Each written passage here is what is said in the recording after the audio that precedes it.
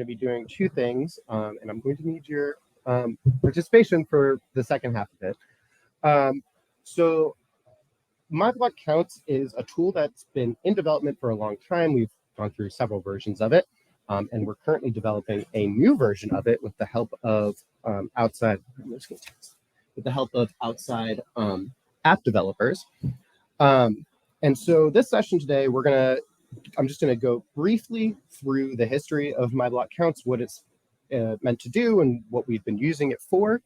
And then I'm gonna open the floor to y'all to kind of give me your thoughts about how the development and how this application should kind of go forth. I'll feed you guys some questions, and I really just want to know what your thoughts are. Okay, so MyBlockCounts is a tool that the first version was developed back in 2014 as a simple survey, and it is a community science tool that allows individuals to kind of create or to assess the environmental and socioeconomic factors on the ground in their neighborhood. It allows people to kind of identify facilities and also bring in more data to research. It's all part of the environmental justice belief of involving community and engaging with on the ground, engaging with the individuals on the ground and addressing their concerns on a microscopic level. And in order to do that, we kind of have to get data at a microscopic level, which is very hard to do at a large scale if we're talking anything beyond your immediate neighborhood. But by coalescing the efforts of an entire community, we can get a much wider variety of data. So the point of MyBlockCounts is basically to allow individuals to assess their communities and essentially give thumbs up and thumbs down about things in their neighborhoods. This can be everything from the amount of sidewalk space they have to the amount of trees growing in their neighborhood to nearby factories. Where is the nearest grocery store?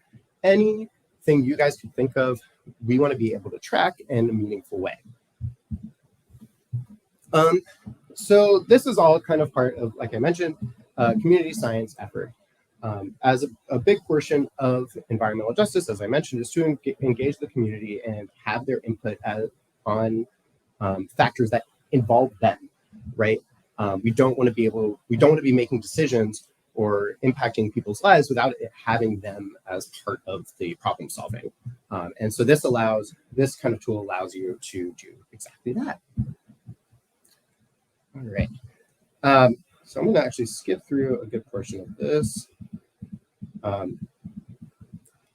But what we are looking for is to determine what portions of your neighborhood are inhibiting, but also helping your health outcomes and your environmental justice outcomes, essentially.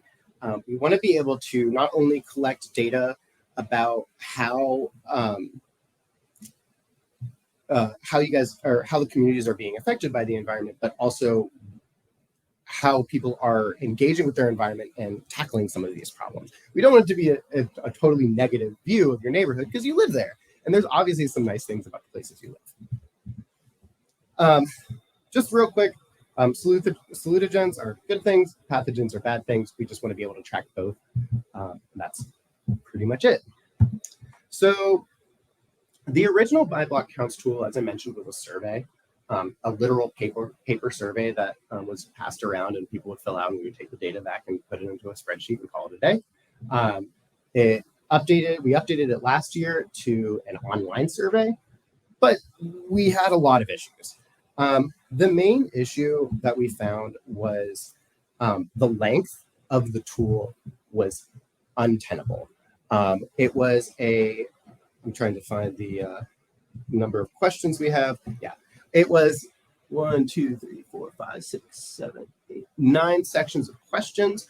Each section had anywhere from 10 to 40 questions, which is not practical. And not only is it not practical, it's not fun to fill out, right? It's hard to recruit community members to do data entry and to make it feel like actual data entry is just not something anybody wants to engage with.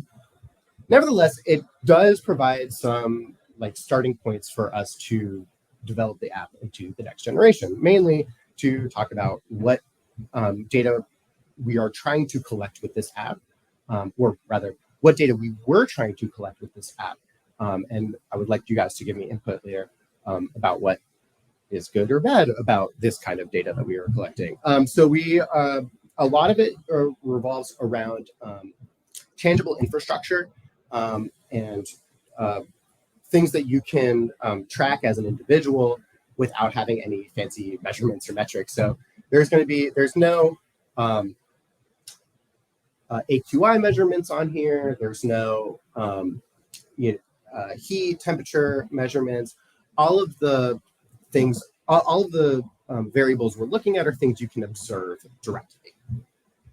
So this includes things like the layout of your neighborhood, the economic opportunities in your neighborhood, the factories, industrial elements in your neighborhood, and also the condition of your neighborhood. But it also goes beyond into housing, public services, transportation, health, and public safety. And beyond that, there's even more that we've have been trying to track, which includes, vacant properties, other forms of neighborhood detritus, and large-scale industrial waste.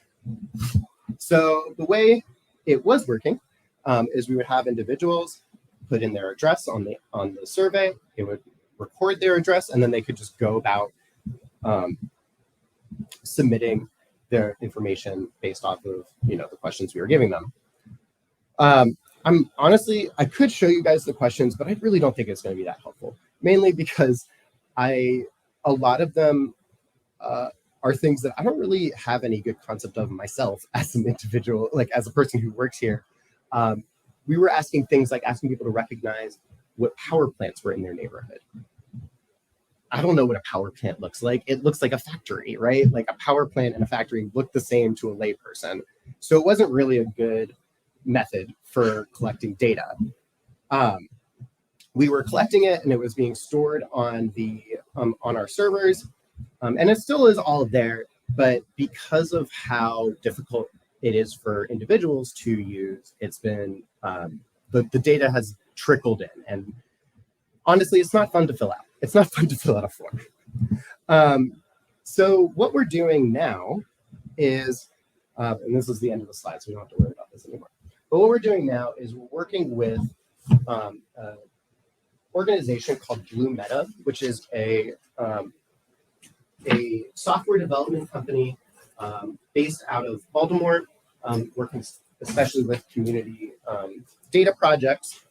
And we're looking at employing more gamified elements into the data collection, kind of trying to make it more intuitive for users, trying to make it more fun and engaging. And as part of that, I am hoping to get contributions on how that app should look. As I said, the original application we made was just a form. So everything is on the table, essentially. So what I'm going to do from here on out is I'm actually just going to read out a series of questions.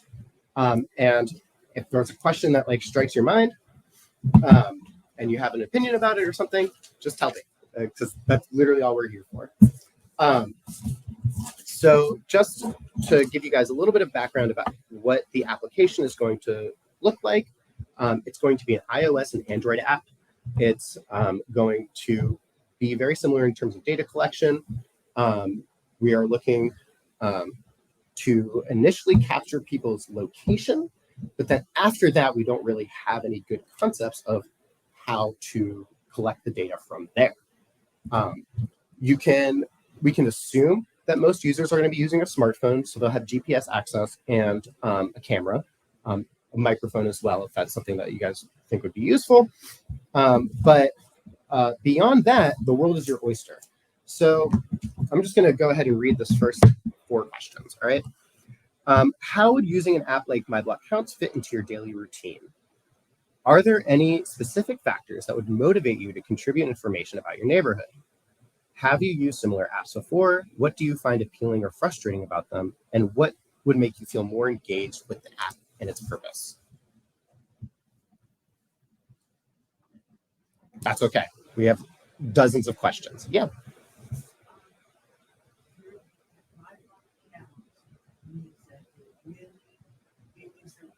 Data outside, any data anywhere that lists what's going on in a person's neighborhood and what's going on in a person's neighborhood.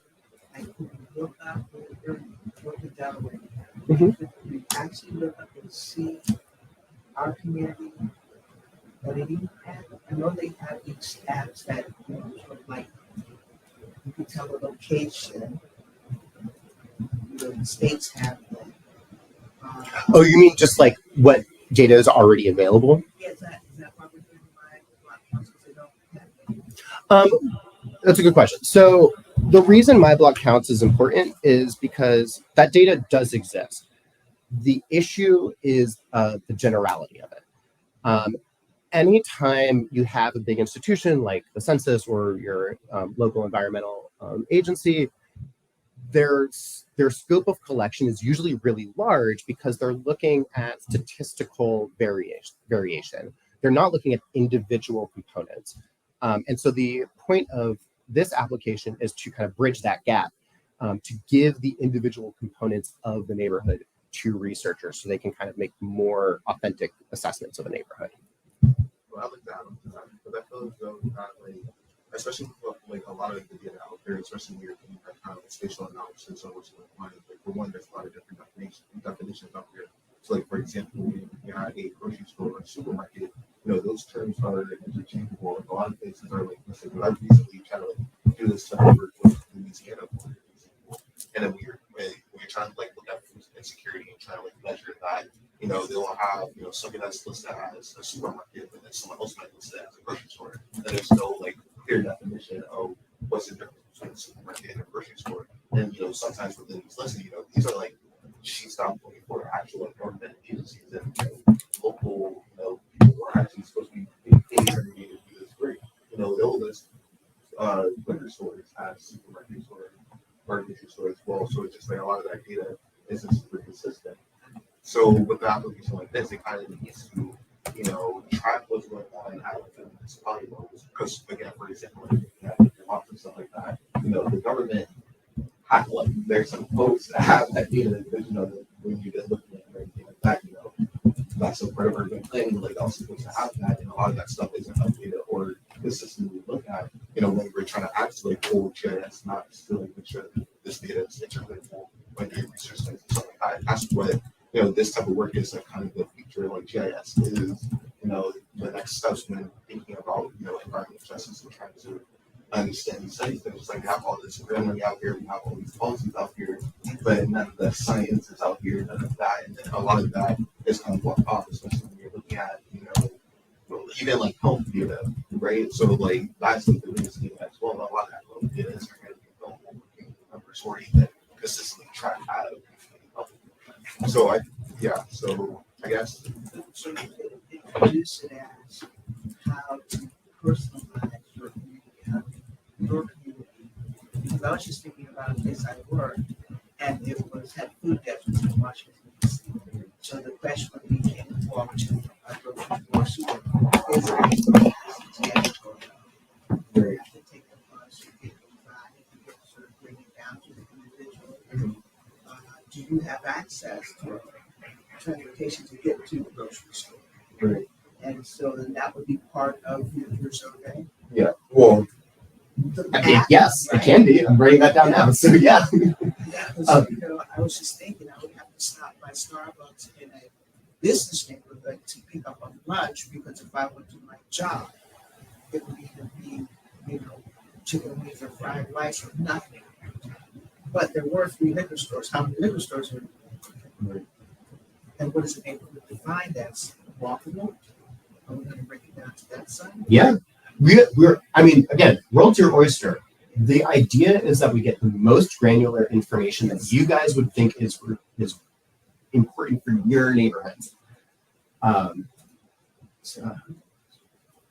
So yeah, my neighborhood, I would say that vehicular traffic is an issue. So I'm sort of sandwiched in a 2-block stretch in Frederick, Maryland, between the major Main Street, Frederick City, and another actually industrial, well, it's an industrial area on my east side, which is also a heavily trafficked area. So how about that? Is that a factor or a suggestion? Yeah. It seems like it's important to we get a lot of big trucks on the east side, especially. It's a main thoroughfare. So I guess a big question for me is, so let's take vehicular traffic as an example, all right? That's something that most neighborhoods have to contend with on some level or another. How would you envision collecting that information about your neighborhood? Obviously, like I'm, going out and like counting the number of cars is a bit of a mind-numbing task, right? So again, world's your oyster.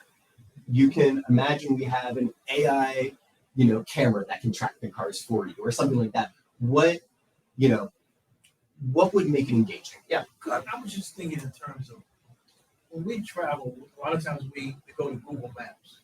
And it seems to me like you can take the data from Google because they're always, when you drive and it says something about a traffic jam or they say go this way or go this way. It seems like Google could give you a lot of data from collection because it always tells you where the traffic jams are. It seems like you can take where retail. Yeah, what The retail question is. It seems is- like you can take that information from Google and kind of add that to, you know what I mean? Because like I say, they always monitor traffic. And it seems like somebody could take that information from Google and tell how much traffic is in that neighborhood on a consistent basis or how often the traffic is jammed in that area. Yeah, I wonder who's reporting it to Google where they're getting there. So But anyways, my thought would be first to try to partner with the city of Frederick on this because there are certainly traffic monitors. You see them on the road, it's like a hose, where they count cars. So I would go to them and say, look, I have some concerns about, environmental justice issues in my neighborhood. Can you, would you be willing to install 2 of these on Market Street and East Street in Frederick? I've got a community group, nonprofit of starting. This is an objective measure. The data won't lie, but let's, we can help the city with your planning, perhaps vehicle planning. We could help our neighborhood to know what we're facing as far as, vehicle pollution, particulates, and, or even safety issues. So that would be my first thought. Then if a person is on my block, everybody has their own internal, map 1 through 5, more or less the same, a whole lot, a little bit, which they correlate with what the data is that you get from the city. Now, a lot of traffic to me may not be a lot of traffic to her, but I guess you have these models that will sort of see if you get 5, a lot of traffic. Yeah. Would that correlate with the data that is actually gathered by the computer? So just to make sure I understand what you're saying, so you're talking about using that kind of 1 through 5 measurement to see if, while you might have a high rate of traffic, you might not perceive it as a high rate of traffic, or vice versa. Well, what happens is everybody's consistent with, their own quantity, little, high, low, medium, like they do in pain scales. Mm-hmm. Everybody's pain scale is consistent within themselves. Sure. And then you look at a whole lot of folks putting in the app, and you could make it really example, lots of cars, on the highway, few cars, or I can walk across the street, and then that can correlate with the data that's actually um, submitted by the cameras, which could increase the consistency of what folks are seeing. Because I think big trucks on the road, everybody sees that. Sure. Especially if it's on the main road. And then you could say, not necessarily subjective, but it's consistent with each other. So I was saying that could be linked to the actual data from the traffic. Or how safe do you feel crossing this street? Especially since you'll have the location through their phones. Because I think people like to share their own, it gives you the impression that your opinion counts. What you see what you see. Do you think you have enough trees in your neighborhood? Yes, no. Oh, okay. Yeah, that's a really good point. Do you have, like cities, I guess they've given it up because of money, but, cities used to be sort of manicured and a little bit garden, If there are a lot of flowers, or are your parks maintained? Is the grass high? Yes or no? Because that's at the granular level. Do you have dog parks? Yes or no? Is there a lot of dog people not picking up their dog stuff? Yes or no? And so it could be because I think we want to ask those questions, Right. Because lately you don't feel that anything that you observe or see counts. So I think as a fun app, people would get into that. Right, like that amount of trash cans or like recycling bins or like in the neighborhood, really. Are there rats in your neighborhood? Right.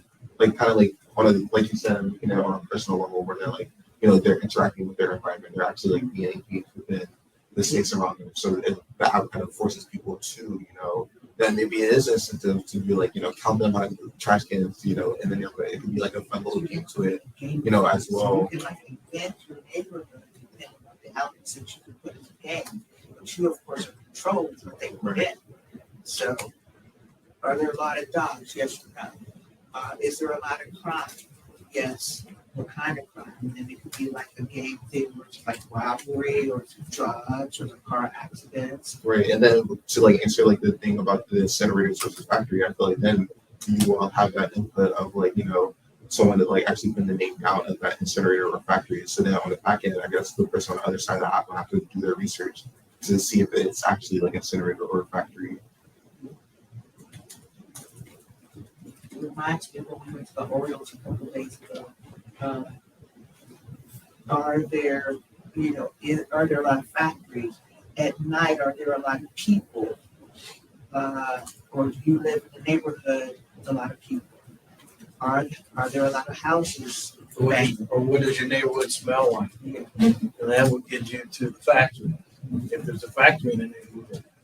So is your neighborhood They're noisy. I was just doing Yeah, that and then you would say morning, noon, or night, and then type of you could noise. say all of the above, and it could be ambos, or because I have someone who hears ambos at least every hour. Or do you feel safe in your neighborhood with enough lighting? Ambulance. So And gamify it so that it visual too. yeah. So my question is would you imagine this as an application? You'd be like walking down the street on your way home from work from the bus stop and like, I guess I see a couple cars here, blah blah blah. Or are you imagining it like you're on the bus and you're just playing a game? Yes. Okay. And as long as you publicize and say your neighborhood counts, you think the government knows your data, but you know the data. You know what do you see, and like you said, what's the likes, what's the dislikes.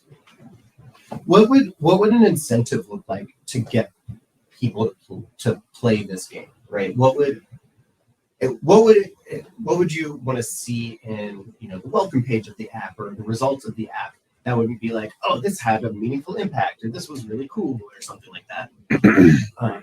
So I guess for me, like you said, so if our focus is that kind of thing from like work to home, like kind of target audience, I feel as though you kind of open the app like I guess for each section, like you will open the app at certain times, right? So you won't have like that type of time window to like put in certain objectives. So that way, you kind of track the amount of things that are happening at once, and I guess kind of like a point system. So the amount of things that you input, and then you save the amount that you get a prize at the end. So obviously you want to make it a ridiculous amount so that they can, fully engage. So I guess And know, you can make your things levels. right, yeah, Level them up, right, yeah. The higher you point, the higher the incentive. So it could be like I don't know, like a Starbucks gift card or like something small.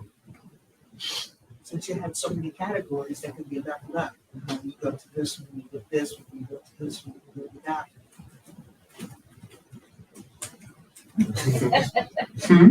So I play a lot of jobs, so Hey, no, this is Or you great. can make it your neighborhood, she said you can make it like like Farmville, Farmville, but it's your own neighborhood, and Yes. when you answer like about the trees and stuff, you can make it look like you Populate want the, it to kind of look. populate how it would. Yeah.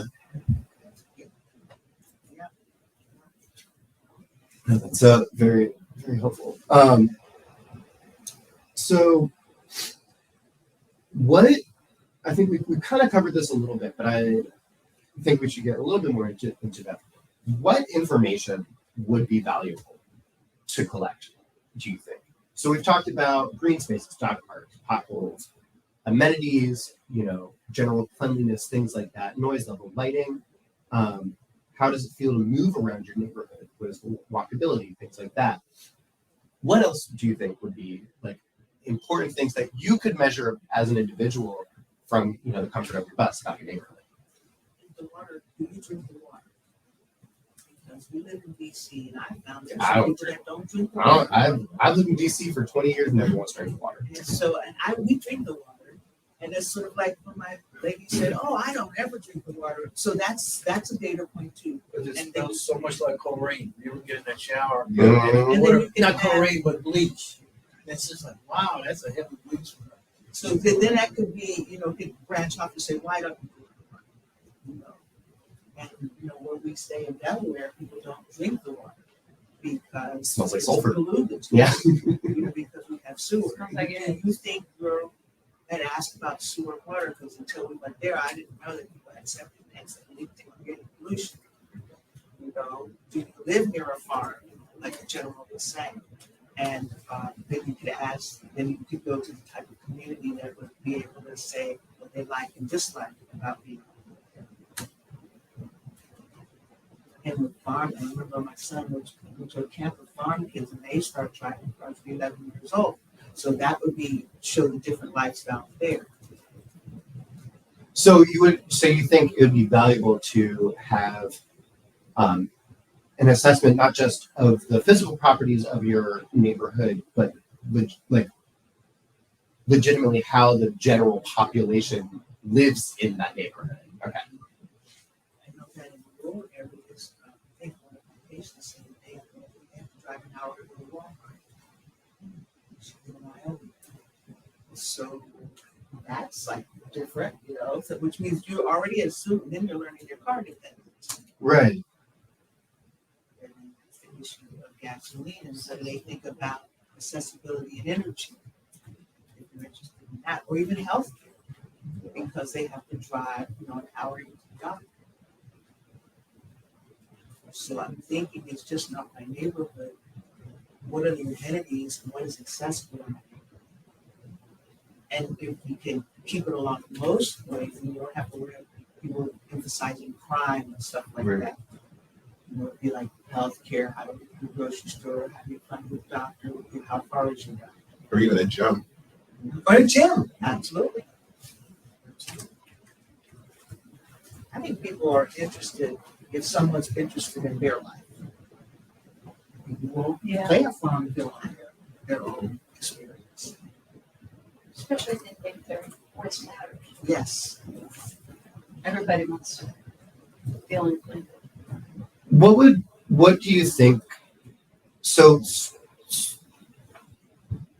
just building off of what they're saying. So, what do you think would impart to the user that this data that they're giving us does matter? Because we don't have it. Right. We don't have it. And I think people instinctively know. I mean, it's one thing to go on Google Maps, I don't always appreciate they tell me where I spend my money. You know, that's not information about my neighborhood, Right. in my experience. Hmm? But she said if we were going to make a I wrong came turn from in Delaware to DC driving, and I don't drive in DC, okay? DC. Driving in DC is a whole extra So we beast. take this one little turn into the neighborhood, and then next thing I know, everybody was blowing horns and screaming and. Scary. Well, you can Almost sit, like a census. I used to be a census worker to the people that never sent their forms in out. Yeah, right. And in the end, I was like 90% because you make it seem as if people, I'm interested in your response. You're always gonna have those people that feel like Big Brother's watching them, and they're not gonna give them any data to go on. That's just. I started to say, if you had a legitimate neighborhood organization, like I'm trying to start in Frederick, behind this, saying, this is why we want this information. Yes. We suspect that this area is getting high particulate matter, the traffic on both sides of this. And And then you So- can introduce EJ too. Don't know what you don't know. So when you say have a neighborhood organization behind this, do you mean working with neighborhood organizations to give people access to this app, or working with their neighborhood organizations to use this data?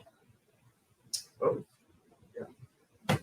So Or you could link them to their neighborhood organization from the app and say, if you want to participate or you want to get involved in this, here's a link to your person that's taking care of this in your neighborhood. right. Or on the opposite end, where you're asking them about the organizations in the neighborhood and like who are they interacting with when they need resources or You know, people once looking up our ANC, and if they had a link to my data accounts, then you most likely would have just clicked onto it. But that may have you have a more biased population because that would be people interested in talking about and sharing your neighborhood information.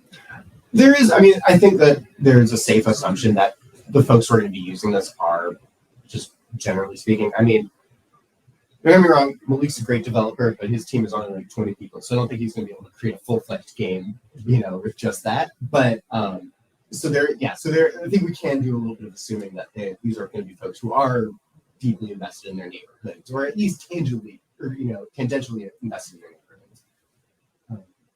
So just so I can mark down what you were saying. So you were just saying have individuals, users of the apps, to, like, talk about what organizations they work with in their community to get X, Y, or Z done. right, yeah, Or give links to them. yeah, or yeah.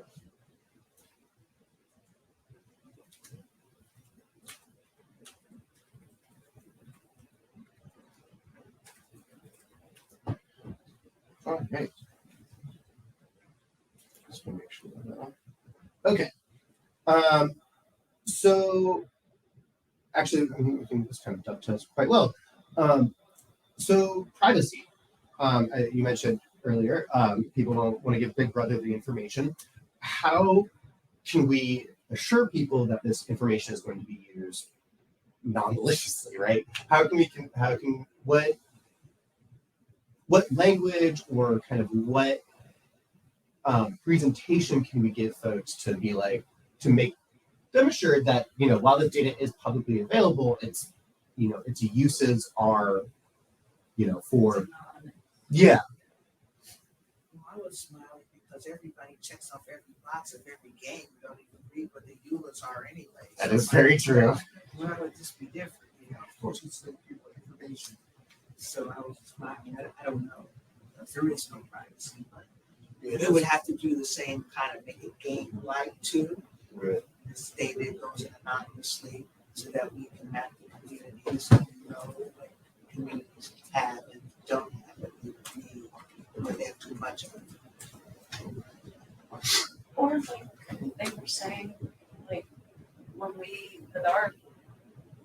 situation, like people in our, it's kind of like a lower economic neighborhood, their main concerns in life are health and safety. So maybe let them know this data will be compiled anonymously to improve your health and safety. At least know what it is, because Yeah. right now you can't really tell. And there's so many sources. You know, when I go to those GIS states, I want to know. I don't want to go all over the place. I want to be able to know where the hospitals are, where the crime is, where the supermarkets are. You know, we were stream waivers for Maryland. And we can go to that map and we can see all the streams, and how much pollution they are, but it doesn't really coordinate to my neighborhood. So I think data is collected, but I don't know how specific it is for my block. I'd like to be in my block counts. So just to jump off that a little bit, so you're talking more about how to kind of take the data that is generally publicly collected and available and just kind of personalize it essentially. And then add a real person Right. about what my experience is. I was thinking of some of the inner city moms I've worked with. They'd love to report school walk is too long. Too many fried chicken joints here. No grocery stores here. Library too far to walk. And then you can see where the resources really are or are not. Must take transportation to see doctor. And transportation is probably for folks who struggle. Back in the day when they designed cities, they designed it so you never had to leave your Yeah, your immediate neighborhood. Yeah. Right. Yeah. not so much. Okay, let's right, we're gonna move into visualization. So what would how would you guys imagine this data visualized for users, right? Like again, sky's the limit. Are there pie graphs? Are they, looking through their Farmville map? Are they, what is the most convenient, easy to understand, easy to digest way you'd imagine all of this data being shown to the user? Just like anything internet these days, you have to grab them quick. Thank you, TikTok, right? Just get that information. People don't want to have to scroll through it. They want it right there in their face, instant, immediate, visual. That's fine. Yeah. So let's say you have a user who's put in all this data about the neighborhood, right? They've given you information about where their nearest library is, grocery store, et cetera, et cetera. Now they want to go and see what other people are saying about their neighborhood in comparison with, say, another neighborhood. What would that look like?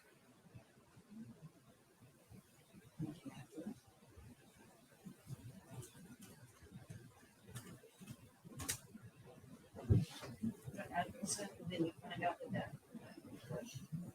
So, but like my real question is like, how would that present itself? Kind of like a group chat situation where like one will like to the next. So just like they'll go from like state to like country to city to like, like specific like area code, and then they can like jump and like kind of like I guess it could be like a what like I guess other users tab in a way of like user response or like so they could like share like the top couple like responses to a particular question. Or like just a general like analysis or what has been like reported thus far.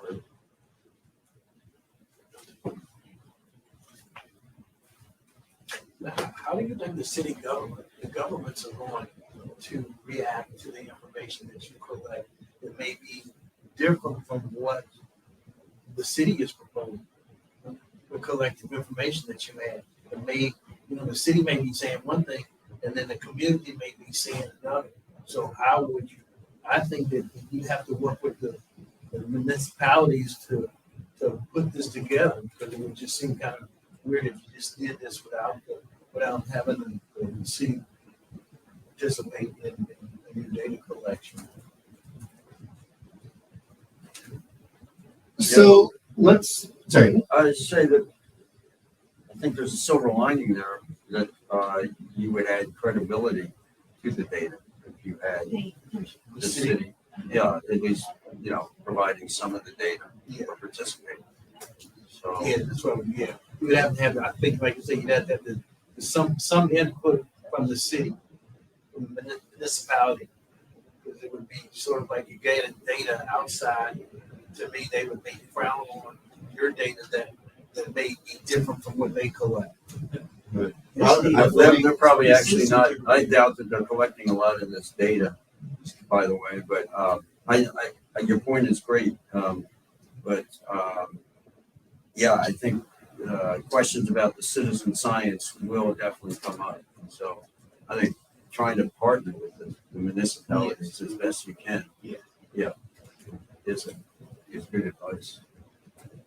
And even other like local universities or like nonprofits are also doing this sort of research. I feel like that way it kind of like you will have, and I feel like that could also come towards like a later end as well, because like once everything's like kind of is compiled, then you could present it to the municipalities and kind of like see what y'all have together, and kind of like integrate with like the information together. So when you cross reference it, then you will be able to pull up things that others may be missing. So like for example, like if we're talking about like abandoned mines, so for example, when like the municipality will have information about it, but then the university may have information about it, and when you cross reference those maps, you're going to the municipalities and the universities are going to have different mines. It's going to be mines that they overlook or didn't see, because not everything's going to be reported and not everything's kind of like cataloged, as the proper processes, because a lot of these people don't fully understand what those proper processes are to begin with. So it's just like kind of that cross referencing. I feel like that could either happen in the beginning, could happen towards the end, but like eventually you would have to like have an intersection, so we could like best address what's going on. So actually, on that note, I'll get to you right after this. How would you show the user they've inputted something wrong, right? So if we're like, let's just say we're cross-referencing our data with municipal sources, and we have one set of municipal sources that says there's a stop sign on this street, and an individual says there isn't a stop sign there.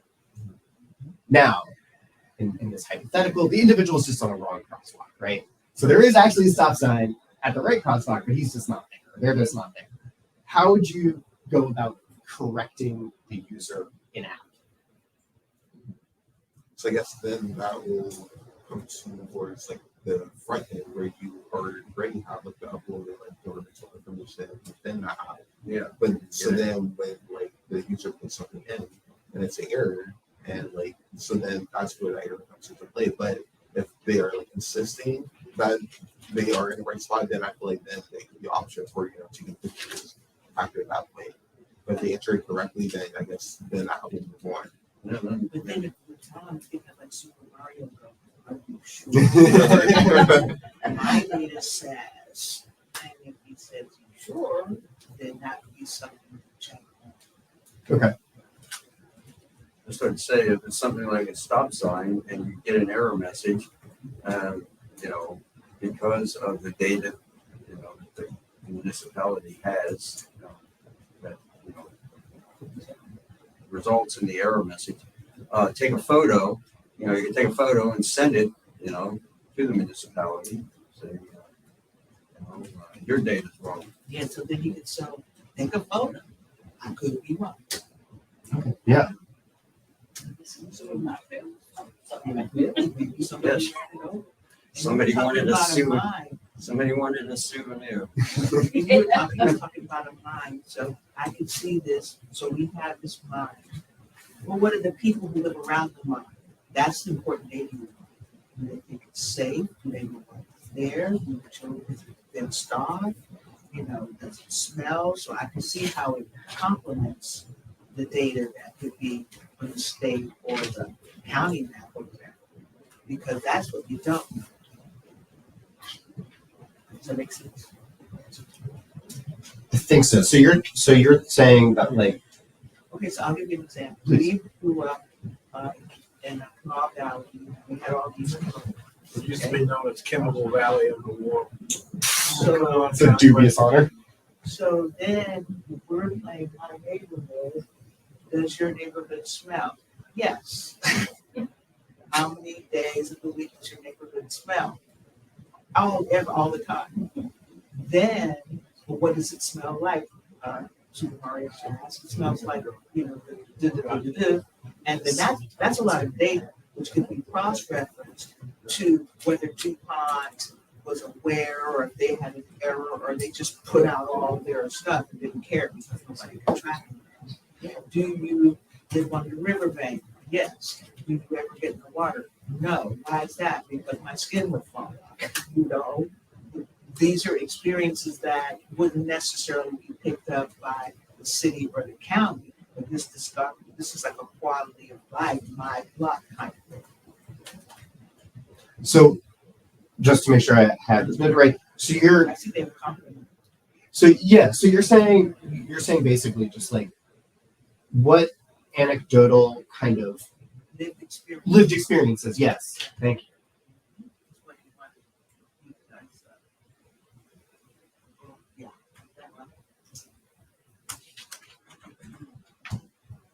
Is your neighborhood prone to flooding? Yes. How often do you wash your car from the pollution of dust and sand particles? Yes. Pollution particles. A lot of times you go out to your car and you can see all the specks, cars and the windshields. When those fires were happening over the summer, my car was just.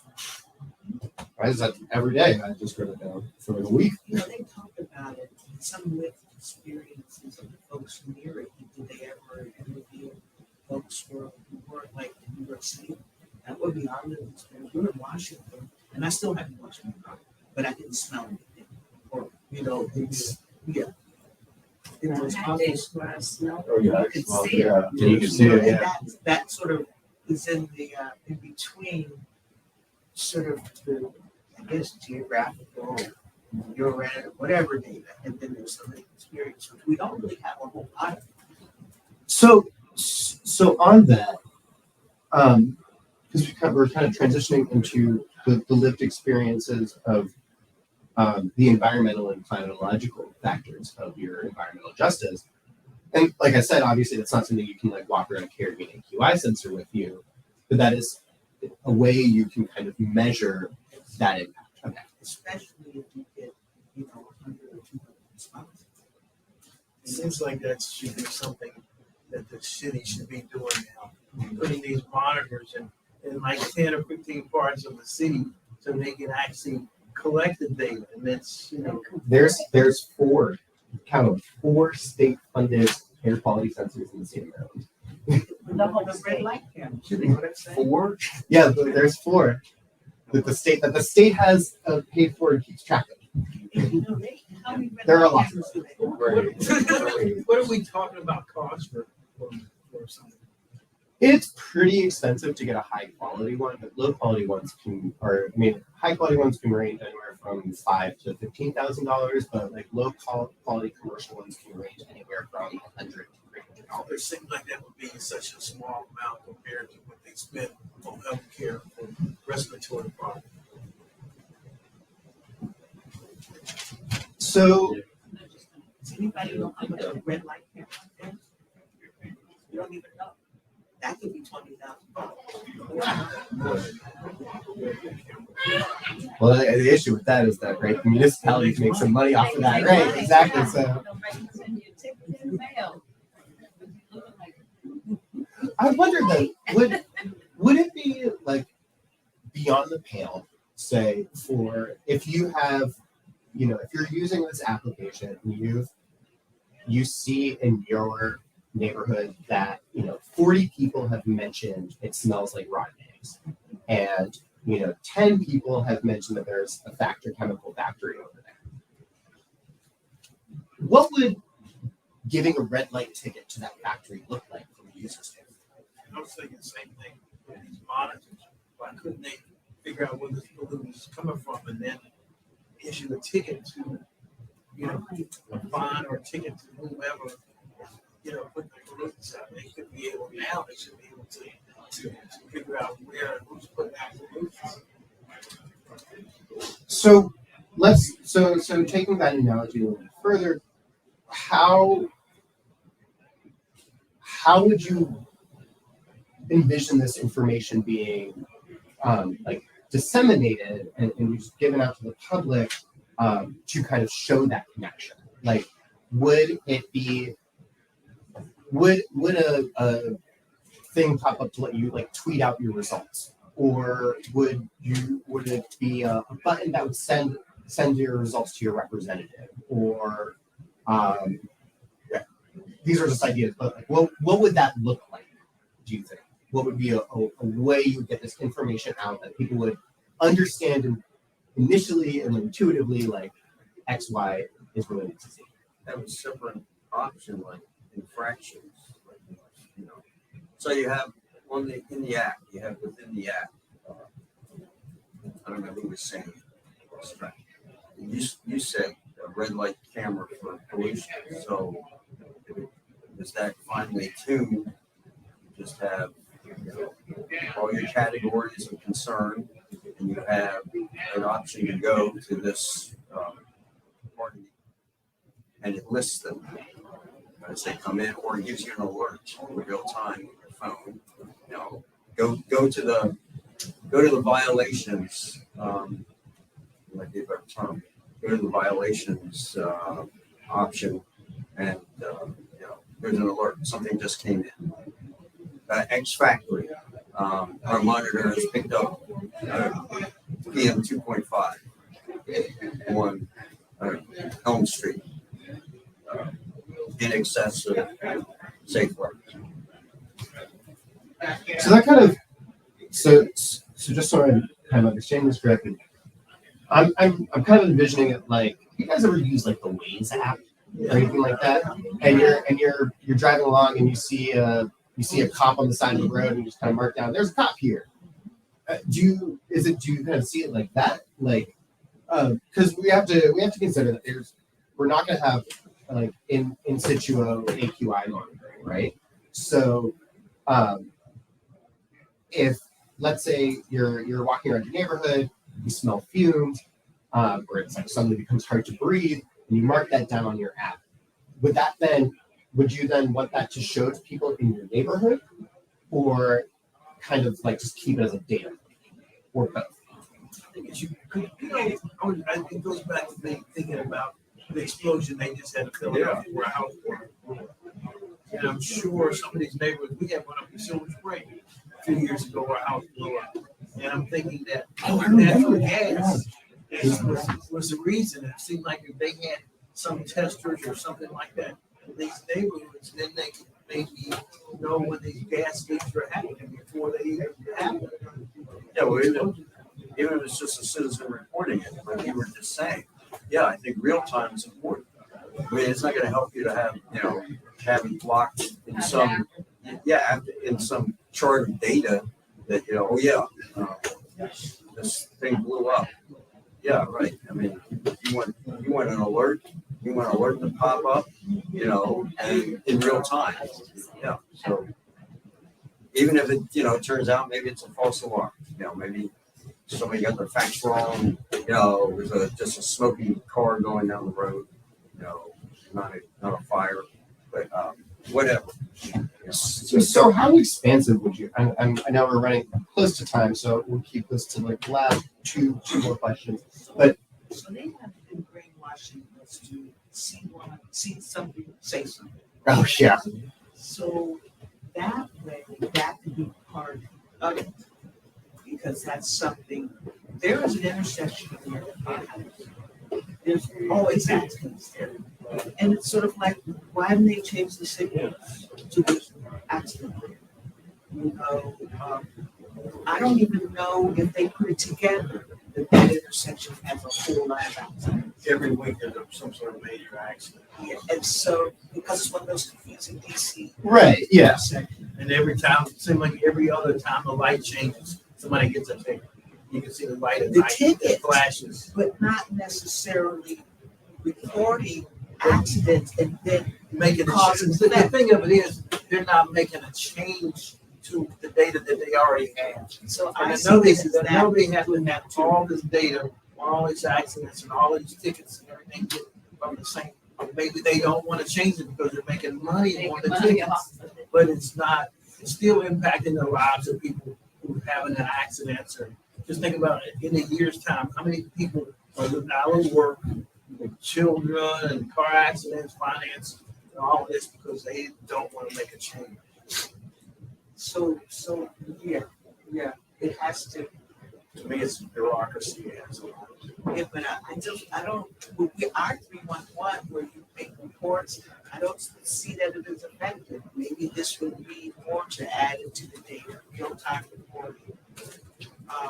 Or in their face, they can't deny it because it's coming from. Because it's coming from the people. Now they say, so we build them on, see something, say something. It's not sort of a synonym for citizen-derived data. But what are they doing with that data? Yeah, If that's you're what- saying something, What are they want doing with it? they only want to hear, I guess, in terms of like what they're interested in. Say Yeah. something. They don't want to hear us see the. Another thing is people- and something If about. they're not going to want to see any results from this, why do? Do they do? Why? No, that's a really good point. And Yeah. that's the whole, to me, people say, well, it's just another survey. And, Yeah, you know, I'm just gonna, it's not gonna make. because we get surveys in the mail all the time. Yeah. And Okay. then, you know, what is going to be the results? I'd like to Can see- you tell me what I'm going to get for this after I finish it? So this is what I can look up my old neighborhood south, 4333 Street Southeast, and know what it is, lived experience there, what are the facilities there, library, school, what are the grocery stores there, not just the crime statistics, how safe it is, you know, what's the recreation. I mean, if they can track everything I've ever bought online, we can't keep track of how we live from moment to moment. And that's a question that I ask. I can get, like, I order something on his phone and he gets an advertisement for it for 3 months. In a way, why can't we use citizen generated data for health and safety that way also? So kind of like using like the associative factors, right? We've put in this data about, you know, our water or air quality, and my lived experience is that I have COPD, right? And we can say that like these things are somehow related, and you can kind of keep pushing that. This is what goes with it. You know, it's definitely one. You know, where we live, we don't even know the borders of our lots. And so when I do the GIS to see where I'm manufactured home, there's no borders.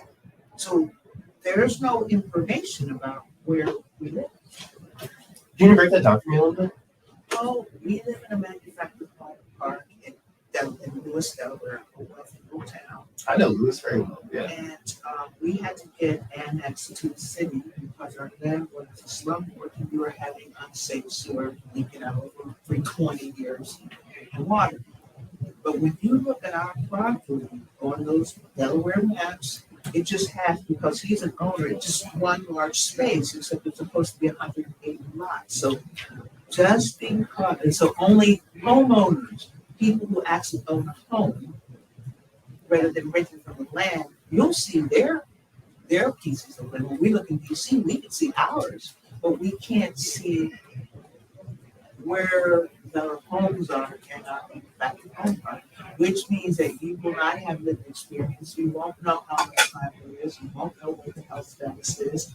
You won't know anything.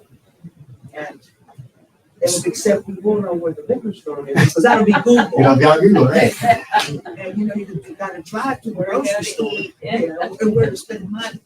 And so I just think that that's not right, that we can always know where to spend money, but we don't know anything about how and where we live, what our neighborhoods are like, so I like to apply.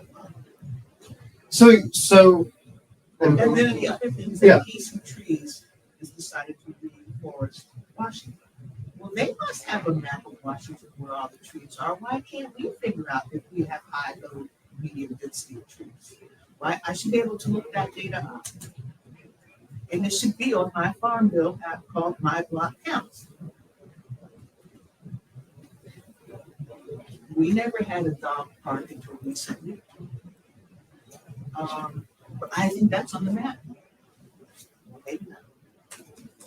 But I just think, but we don't definitely know where the gasoline station is.